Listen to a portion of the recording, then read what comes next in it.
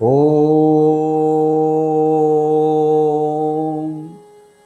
श्री साईनाथाय नमः।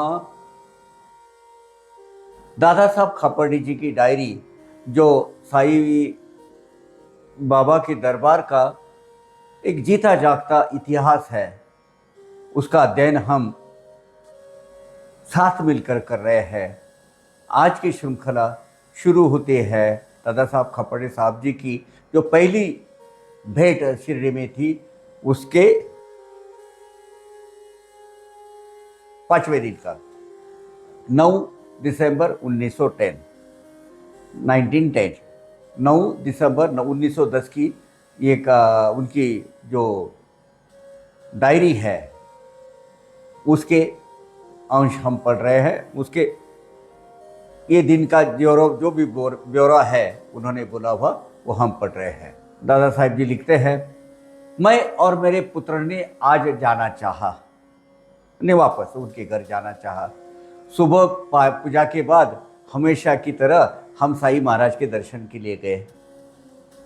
उन्होंने मेरे पुत्र से पूछा कि क्या वो जाना चाहता है, और फिर बोले कि हम जा सकते हैं। हमने सोचा कि हमें जाने की आज्ञा मिल गई और हम चलने की तैयारी करने लगे। मेरे पुत्र ने सारी चीज़ें बांधी और एक गाड़ी जाने के लिए और दूसरी सामान ले जाने के लिए तैयार की। दोपहर में रवाना होने से पहले हम औपचारिक रूप से साईं महाराज के दर्शन करने गए। मुझे देखकर साईं महाराज बोले, क्या तुम्हारा वास्तव में जाने का इरादा है? मैंने उत्तर दिया, मैं जाना चाहता हूँ, लेकिन अगर आपकी आज्ञा न हो तो नहीं जाऊँगा।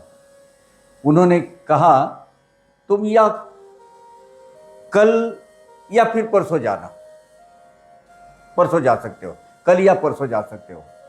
ये वाड़ा तो हमारा घर है, आज जब मैं यहाँ हूँ तो किसको डरने की क्या जरूरत है?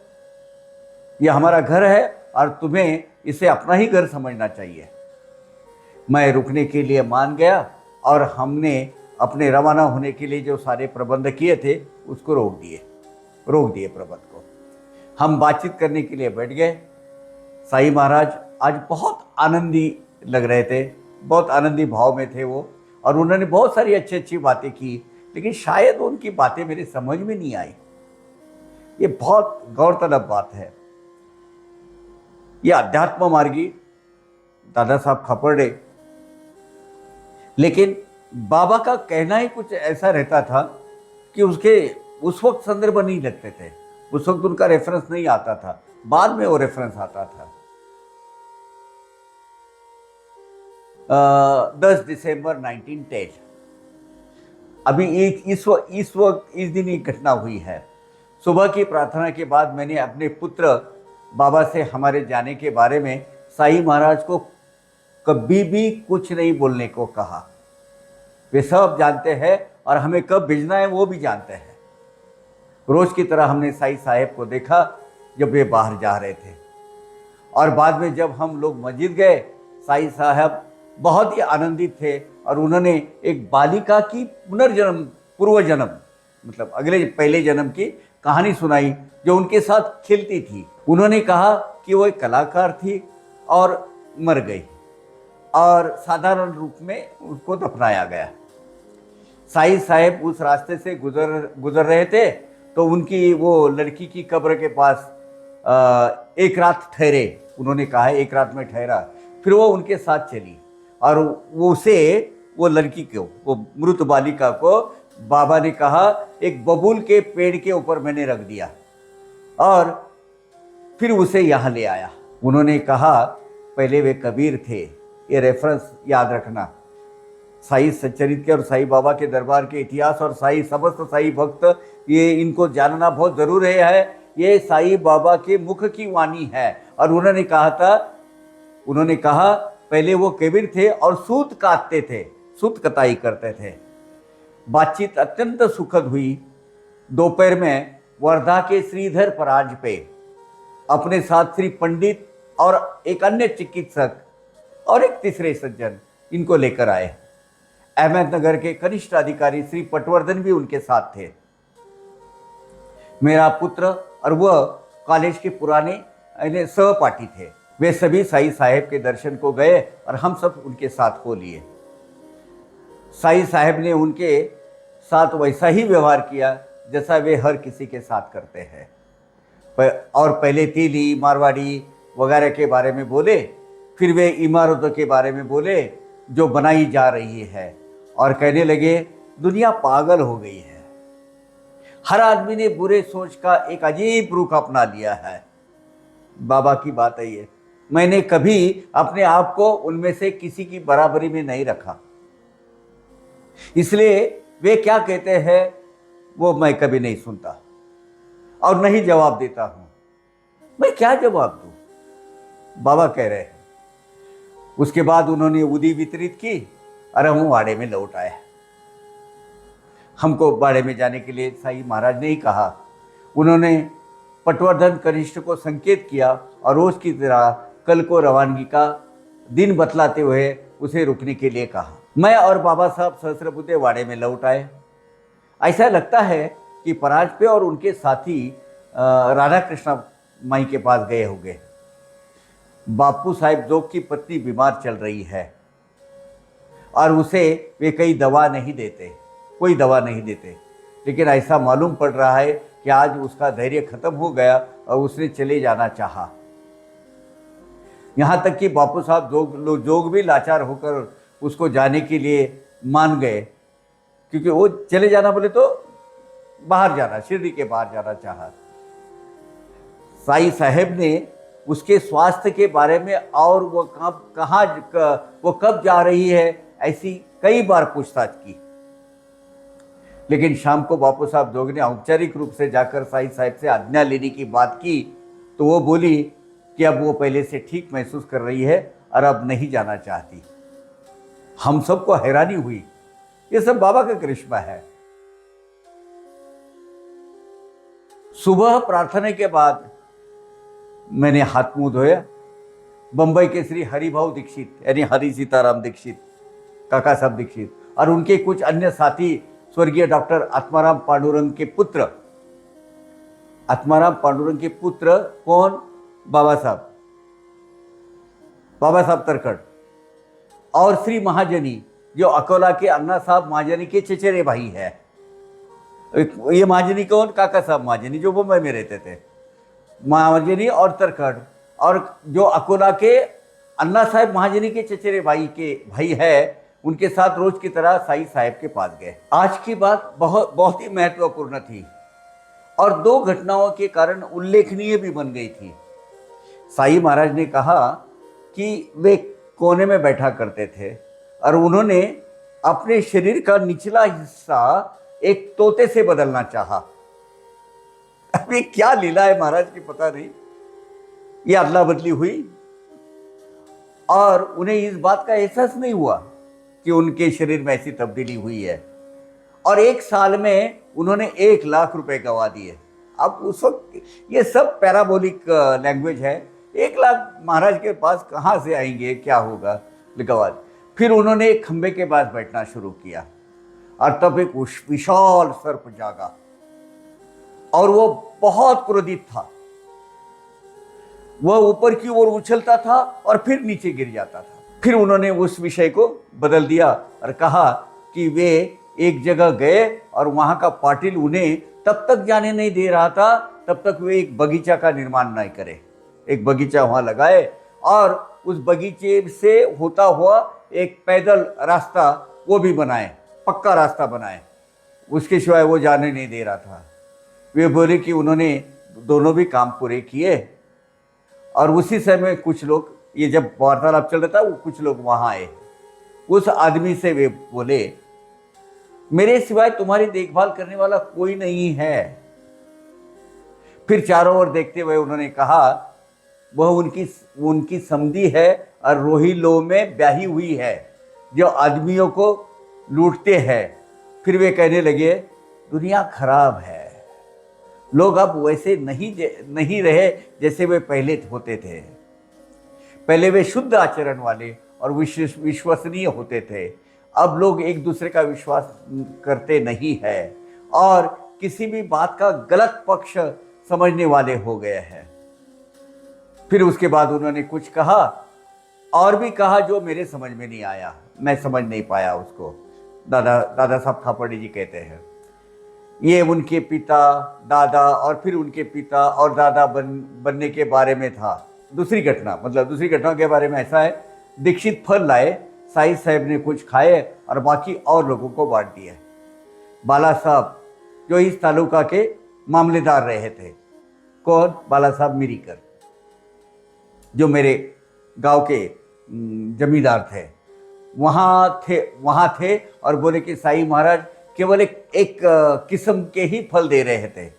मेरे पुत्र ने अपने मित्र पटवर्धन को बतलाया कि साईं महाराज ने जिस भक्ति भाव से फल अर्पित किए गए थे उसी के अनुपात में उन्हें स्वीकार किया या अस्वीकार किया। मेरे पुत्र बाबा ने ये बात मुझे और पटवर्धन को, बाबा मतलब दादा साहब खापर्डे का लड़का, मेरे पुत्र बाबा ने ये बात मुझे और पटवर्धन को भी बतलाने की कोशिश की। मुझे थोड़ा शोर हुआ और साईं महाराज ने मुझको ऐसी नज़रों से देखा जो अद्भुत रूप से चमक रही थी और क्रोध की चिंगारी लिए हुए थी, मतलब क्रोधित हो गए थे बाबा। उन्होंने मुझसे इस सवाल का जवाब मांगा कि मैंने क्या कहा था। मैंने उत्तर दिया कि मैं कुछ नहीं कहा था, मैंने कुछ नहीं कहा। और बच्चे वापस में बात कर रहे थे। उन्होंने मेरे पुत्र और पटवर्धन की ओर देखा और फिर तुरंत ही अपना रुख बदल दिया। आखिर में बाला साहब मिरीकर ने ऐसा कहा कि साईं महाराज सारा वक्त हरिभाऊ दीक्षित से बात कर रहे थे।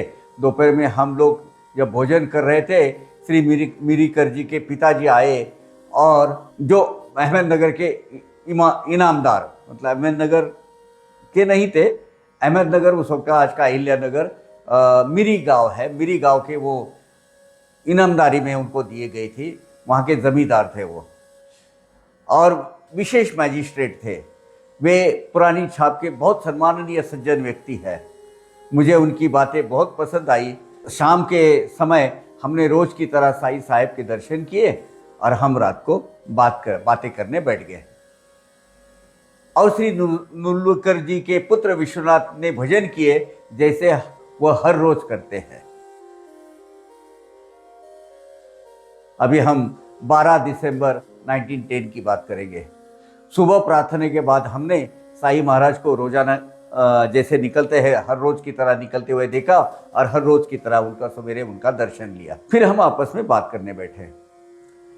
श्री दीक्षित ऐसा मालूम पड़ता है कि पूरी तरह से बदल गए हैं और बहुत सारा समय उपासना में लगाते हैं।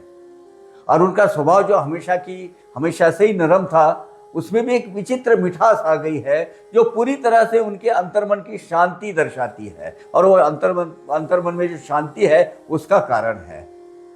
उसके तुरंत बाद राव बहादुर राजाराम पंत दीक्षित पुलगांव से आए। उन्होंने बताया कि जब वे नागपुर से चले, उनका शिरडी आने का कोई विचार नहीं था, लेकिन पुलगांव में अचानक ही उनका आने का इरादा हो गया, मतलब उनका विचार बदल गया और वो शिरडी के लिए निकल गए। और दरअसल अपनी यात्रा का निश्चय उन्होंने क्षण भर में ही कर लिया। मुझे उनको देखकर बहुत खुशी हुई। बाद में हम सब साईं साहब के दर्शन को गए।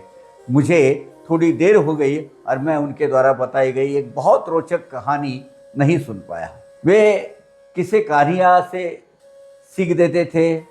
एक ऐसे आदमी के बारे में थी जिसके पास एक अति सुंदर ऐसा एक घोड़ा था। वो कुछ भी करे लेकिन घोड़ा उसकी एक भी नहीं सुनता था।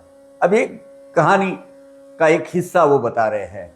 उसे सभी जगह ले गए और सब सामान्य प्रशिक्षण दिया गया, लेकिन कोई लाभ नहीं हुआ। आखिरकार एक विद्वान ने सुझाव दिया कि उसे उसी जगह ले जाइए जहाँ से वो मूल रूप से लाया गया था। ऐसा ही किया गया और उसके बाद में वो ठीक हो गया और बहुत उपयोगी हुआ। मैंने इस किस्से का केवल एक अंश ही सुना। फिर उन्होंने पूछा कि मैं कब जा रहा हूँ। मैंने उत्तर दिया कि मैं तभी जाऊँगा जब वे अपने आप जाने की आज्ञा देंगे। उन्होंने कहा, तुम आज भोजन करने के बाद जाओ। अब सुनिए, कॉन्ट्राडिक्शन कहाँ तैयार होता है। ये बात है 12 दिसंबर 1910 और साई सचरित में कहा लिखा है 10 दिसंबर 1910 को जाने की अनुमति मिली। बहुत लंबे अरसे के बाद वो रहे थे। अब लंबा अरसा तो था नहीं, 1 हफ्ता हो गया था उनको आने का। ये खुद अपनी अबीती बयां कर रहे हैं, है ना। तो इस चीज़ें, ये कड़ियाँ है ना, एक दूसरे को जुड़नी पड़ती है जब अभ्यास करते हैं। तो बाबा ने कहा तुम आज भोजन करने के बाद जाओ, और बाद में माधवराव देशपांडे के हाथों मेरे लिए प्रसाद के रूप में दही भेजा। अब जब कोई जाता है तो दही ये बड़ा शुभ शगुन माना जाता है। मैंने उसे भोजन में लिया। उसके तुरंत बाद साईं साहब के दर्शन पाने के लिए गए। जैसे मैं वहां पहुंचा, उन्होंने जाने के लिए अपनी आज्ञा को फिर से पक्का किया। मेरा पुत्र इस आज्ञा के बारे में निश्चित नहीं था, इसीलिए उसने फिर से खुलकर पूछा कि आज्ञा स्पष्ट रूप में दे दी गई है कि नहीं। आज साईं महाराज ने दूसरों से दक्षिणा मांगी, लेकिन मुझसे और मेरे पुत्र से कुछ भी नहीं लिया। मेरे पास पैसा बहुत कम था और ऐसा लगा कि उन्हें यह मालूम था। श्री नुलकर, श्री दीक्षित, बापू साहब जोग, बाबा साहब सहस्रबुद्धे, माधवराव देशपांडे, बाला साहब भाटे, वासुदेव राव और अन्य को विदा करने के बाद हम पटवर्धन, प्रधान, काका महाजनी, श्री तरखड़ और श्री भिंडे जो आज ही आए थे, उनके साथ रवाना हुए। हमने लगभग 6:30 बजे कोपरगांव में ट्रेन पकड़ी और मनमाड़ तक का सफ़र किया। श्री भिंडे येवला में उतर गए और मैं और मेरा पुत्र जल्दी ही मनमाड़ से पंजाब मेल से आगे निकल गए। ये है ब्यौरा साईं बाबा के दरबार के इतिहास का जो अहम डॉक्यूमेंट है, ऑथेंटिक डॉक्यूमेंट है, उसका वो जो दादा साहब खापर्डे जी की डायरी है, उसकी पहली जो भेंट थी उसके 1 हफ्ता का हमने ब्यौरा आज तक देखा। इसके आगे हम उनकी जो दूसरी भेंट हुई है उसके बारे में अभ्यास करेंगे। तब तक के लिए आज्ञा दीजिएगा। ओम साई राम। अवघा रंग एक झाला, अवघा रंग एक झाला, रंगी रंगला श्रीरंग, रंगला श्रीरंग, रंगला श्रीरंग, अवघा रंग एक झाला, अवघा रंग एक झाला।